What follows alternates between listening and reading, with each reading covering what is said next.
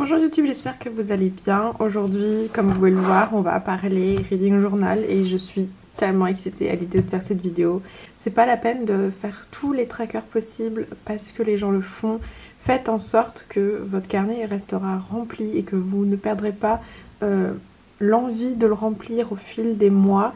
Cette année, c'est la première fois que j'ai rempli mon reading journal. Donc c'est celui-ci, cette année.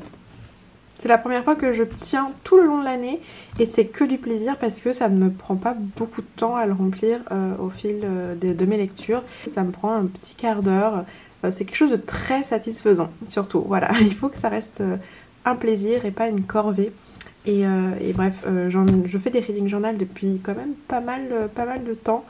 Celui-ci c'est le premier que je remplis de A à Z. Voilà. J'ai repris certaines pages, mais il y a certaines que j'ai souhaité changer un petit peu. À savoir que j'ai donc un reading journal papier et j'en ai un aussi numérique, donc sur Excel. Et je l'adore. Voilà, j'ai pris du temps à le modeler à mon image, mais je vous en reparlerai peut-être dans un bilan de 2023 d'ici la fin de décembre. Mais pour l'instant je voulais vous prendre un peu d'avance et vous montrer ce que j'ai fait pour l'année prochaine, comme ça vous avez encore le temps de faire le vôtre. Et donc voilà, si vous voulez voir ce que j'ai fait pour 2023, je vous mets le lien de ma dernière vidéo reading journal dans la légende. Et voilà, on repart avec cette première vidéo de lancement, parce que je vais faire, je pense, chaque mois ou tous les 2 mois une vidéo sur mon reading journal et sur mon bullet journal. Cette année j'ai décidé de les séparer parce que les notebook thérapie, donc là où j'ai acheté ce carnet et le précédent que vous venez de voir, il y a peu de pages en soi, donc je sais que je peux prendre une version un peu plus épaisse, mais ça revient quand même cher et ça reste pas assez pour cumuler le reading journal et mon bullet. Donc c'est un choix de ma part, à vous de voir ce qui vous convient le mieux, mais je préfère séparer les deux pour l'année qui arrive. Vous aurez aussi une vidéo donc sur mon reading journal, sur mon bullet journal, mais c'est pas prêt d'être prêt parce que vraiment celui-ci m'a pris un peu de temps à faire. Vous n'êtes pas obligé de faire autant de chichi que moi, mais voilà, je suis passionnée par le journaling et je me suis bien amusée. Donc l'année dernière, la thématique, comme le dit le carnet et donc le petit motif de matcha, les couleurs que j'ai mis en avant, c'était le vert. Donc j'avais ces 2 feutres, donc je les achète individuellement parce que ça coûte un bras. Donc j'avais pris du vert et je trouvais que ce rose là allait plutôt bien avec.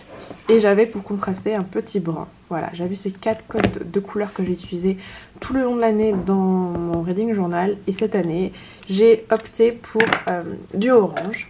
Voilà, donc si vous voulez pas vous prendre la tête à chaque mois faire un mois par thématique, ou vous voulez... Voilà, ne vous perdez pas dans trop de coloris, c'est quand même plutôt simple de partir sur un code couleur. Alors là c'est que du orange avec un peu de brun et de beige. Ça rend très bien en fait d'avoir la même palette pour toutes les pages, ne vous prenez pas la tête. Si c'est quelque chose qui vous stresse, vous pouvez aussi habiller vos pages avec du washi tape. Donc voilà, moi je suis allée sur du vert et du orange.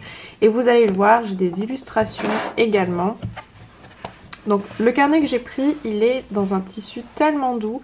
J'ai l'impression que c'est nouveau. On a toujours ce petit détail juste ici sur le dos.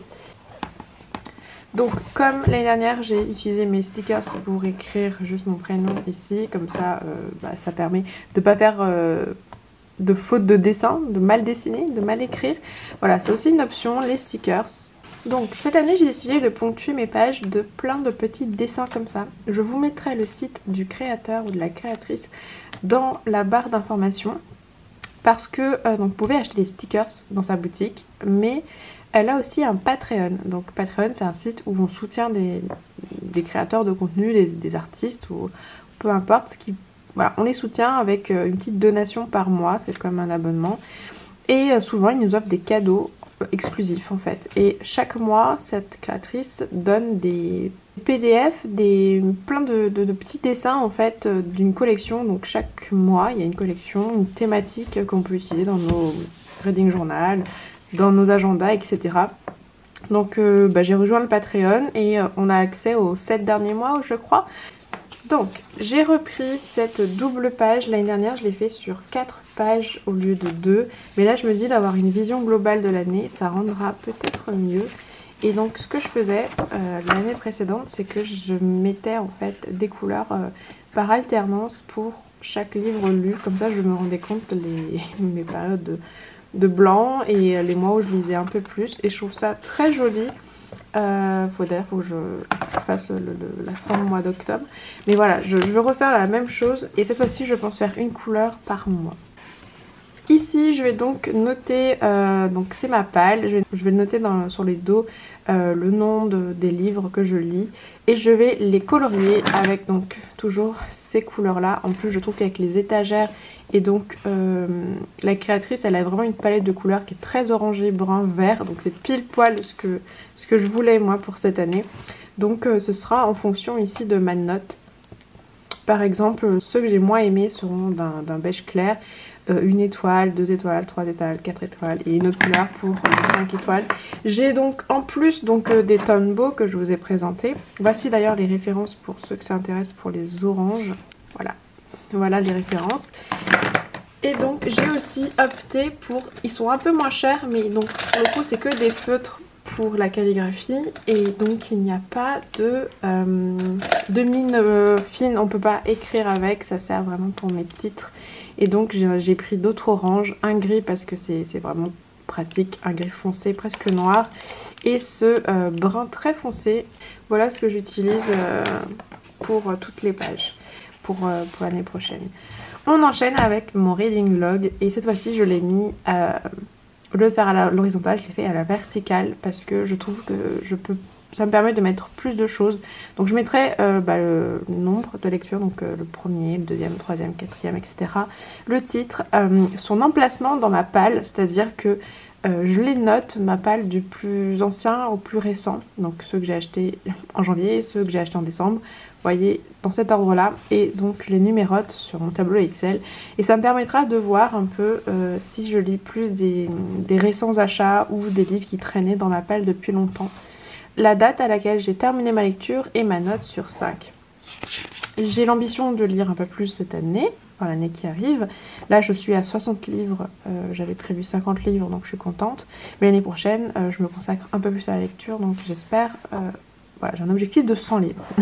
C'est pour ça que j'ai fait une autre double page. Vraiment c'est tout bête mais surligner comme ça des lignes dans vos tableaux en alternant donc une ligne, vous la laissez blanche et une colorée, je trouve que ça rend super bien, j'adore. J'avais fait ça aussi l'année dernière et c'était une réussite. On enchaîne avec donc les petits challenges que je me lance et ici on a le challenge de A à Z. Cette année je l'ai presque réussi mais il me semble qu'il y a quelques lettres que j'ai du mal à compléter. Donc le but c'est simple, dès que j'ai lu un livre, la première lettre me permet de compléter la ligne de l'alphabet. Voilà, le but est donc de compléter tout l'alphabet. C'est pas évident pour certaines lettres. Ensuite, on a ici 2 challenges. Celui-ci est nouveau, celui-ci je l'ai commencé l'année dernière et je l'ai pour l'instant bien respecté. Il me reste novembre et décembre à faire. Et donc c'est un livre en VO, en anglais, par mois. Donc voilà, j'ai fait tout bête. Donc pareil, si vous voulez pas vous prendre la tête, vous pouvez faire vos encadrés à la main sans règles. Et je trouve que ça donne un petit genre. Et toujours pareil pour décorer des petites étoiles, des petites gouttes comme ça, voilà, des petits doodles comme ça, c'est très simple à faire. Et là je me suis amusée à faire la page Reading Rainbow, donc lire un livre avec une couverture rouge, une couverture orange, etc. et une couverture multicolore. Celle-ci je suis pas sûre d'y arriver, j'ai qu'un livre en tête et il est pas dans ma palle. Bref, voilà pour ces 2 petits challenges. On passe à des pages un peu plus tracker.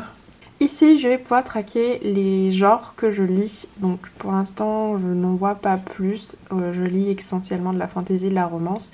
J'aimerais lire un peu plus de thriller ou thriller mystery, du contemporain aussi j'aimerais en lire plus, et la SF, j'ai découvert un peu ça cette année avec Skyward et j'ai complètement adoré.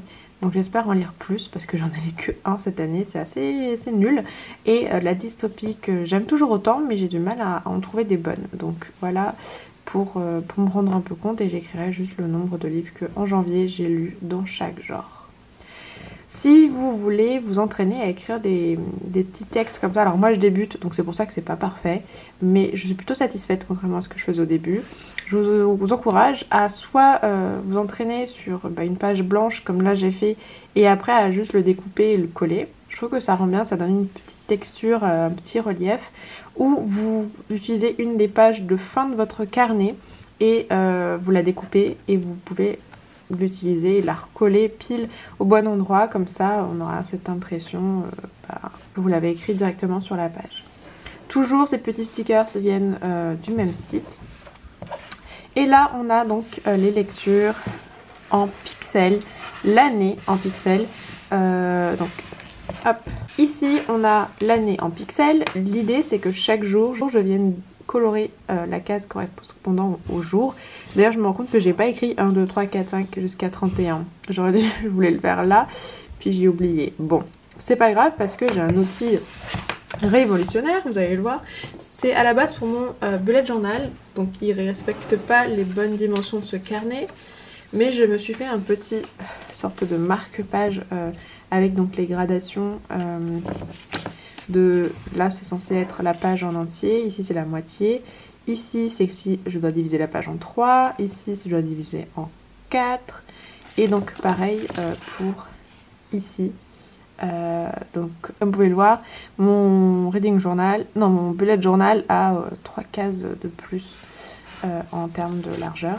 Bref, tout ça pour dire que ça me permet d'être... c'est quand même pratique parce qu'il suffit donc que je dépose ça comme ça, et donc je sais où se passe la case 9, elle est juste ici. Vous voyez ce que je veux dire? C'est plutôt pratique comme petit marque-page.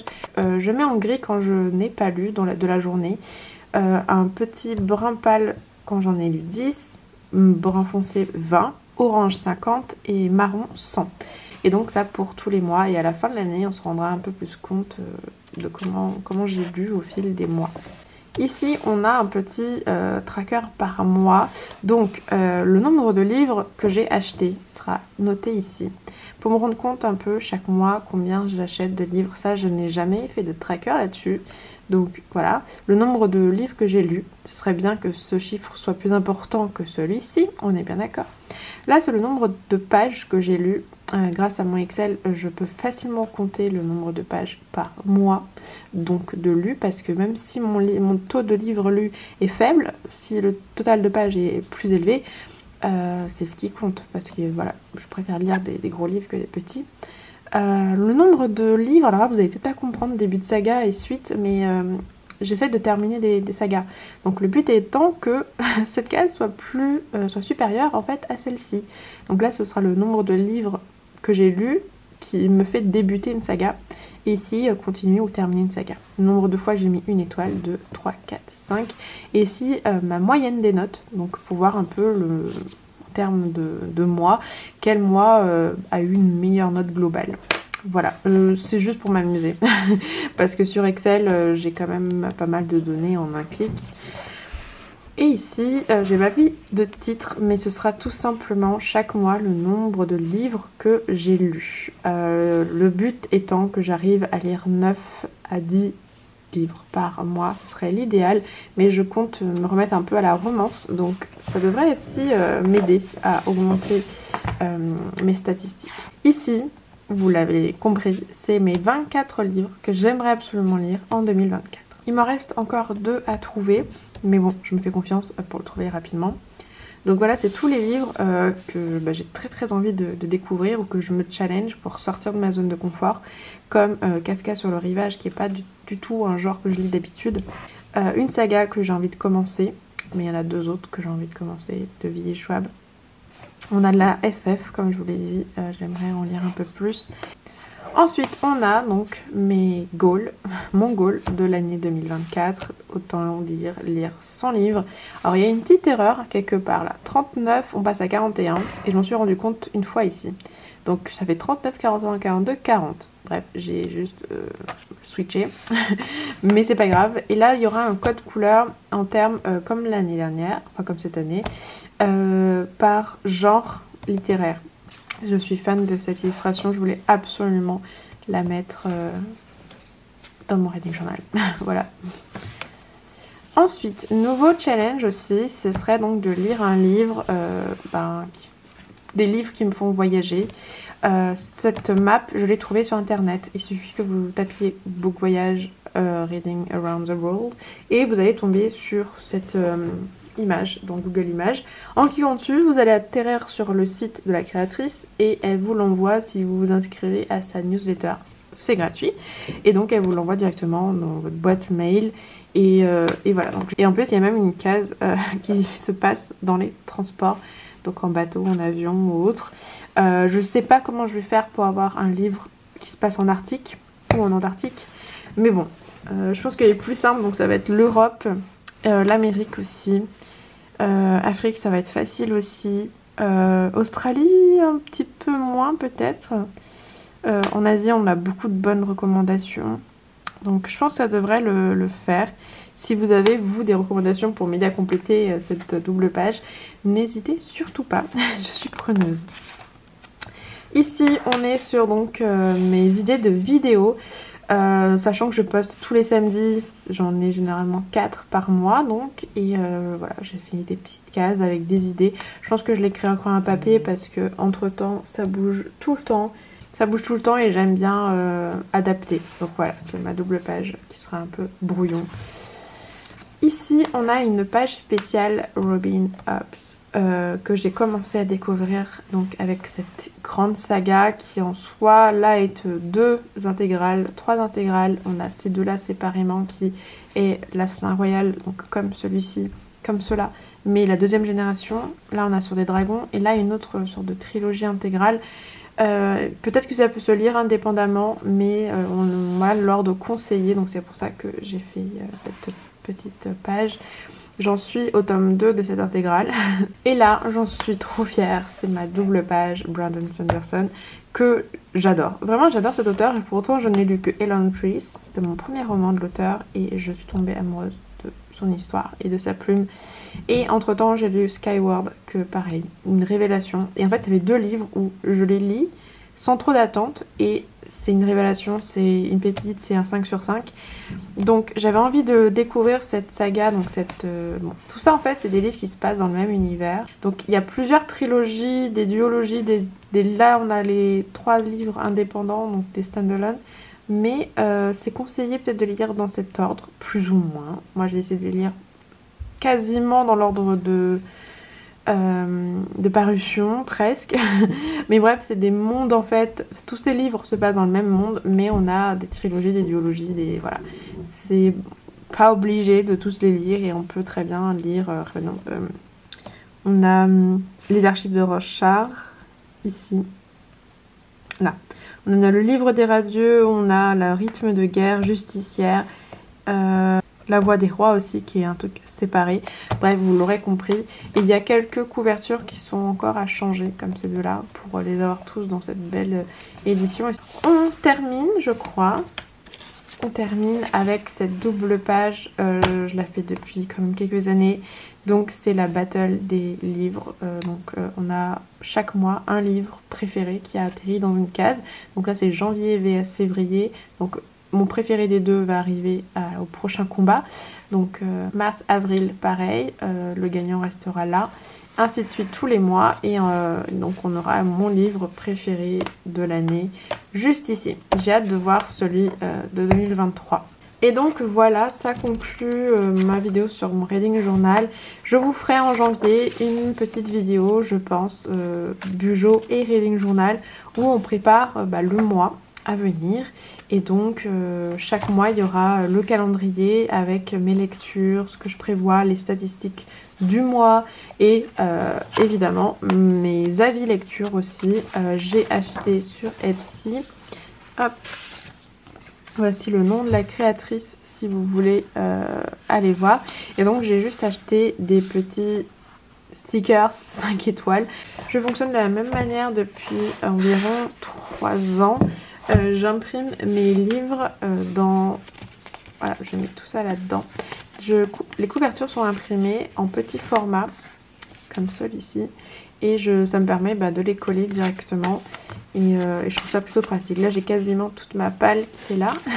Voilà pour ma vidéo Reading Journal, j'espère qu'elle vous aura plu, qu'elle vous a donné quelques idées pour le vôtre. Donc n'hésitez pas à me dire en commentaire quelle double page vous plaît le plus, qu'est-ce que vous comptez réutiliser, est-ce que vous avez un Reading Journal, est-ce que vous mélangez Bujo et Reading Journal, bref, quelle est votre page préférée, pas forcément dans le mien mais en règle générale, et qu'est-ce que selon vous je devrais rajouter, parce qu'il est encore temps, hein, il est encore temps de tout rajouter, jusqu'à janvier je peux encore faire des modifications. Donc voilà. Je suis trop contente de revenir sur des vidéos Bujo parce que c'est un truc que j'adorais faire il y a quelques années. Et donc voilà, on revient en 2024 avec, je l'espère, au moins une vidéo sur le sujet par mois. Est-ce que ça vous plairait ou est-ce que là, une de temps en temps, c'est mieux? Bref, j'ai besoin de votre avis. Bon, on se dit à bientôt pour une prochaine vidéo. Et d'ici là, bonne lecture. Bye!